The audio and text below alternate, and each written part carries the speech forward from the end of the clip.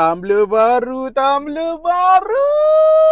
Tumbler kali ni luar daripada kebiasaan lah. Selalu aku ambil yang colour hitam, colour biru, colour yang gelap-gelap lah. Kali ni aku ambil colour macam comel-comel, cute-cute. Siap ada corak buah cherry tau. Sajalah aku tukar angin sikit, ambil tumbler yang bentuk-bentuk macam ni. Sebab dia ada kitchen yang comel macam ni. Dia bagi kitchen cherry ni bukan saya saja. Hampa boleh gantung dekat sini. Ambil kitchen, masukkan dekat sini. Comel, cantik sangat. Kalau hampa tak nak letak kitchen cherry ni, hampa boleh gantikan dengan tali ni. Kitchen cherry ni cabut balik and then boleh letak yang tali punya.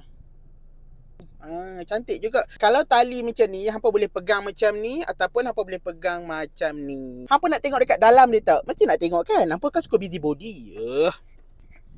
Kita buka dia punya penutup. Dia ada bagi straw sekali tau. And dalam dia stainless steel. Boleh tahan sejuk, boleh tahan panas. Tumbler ni kalau hampa nak minum, dia muncul kat atas. Cantik kan tumbler ni? Tunggu apa lagi? Tengok dekat back kanan.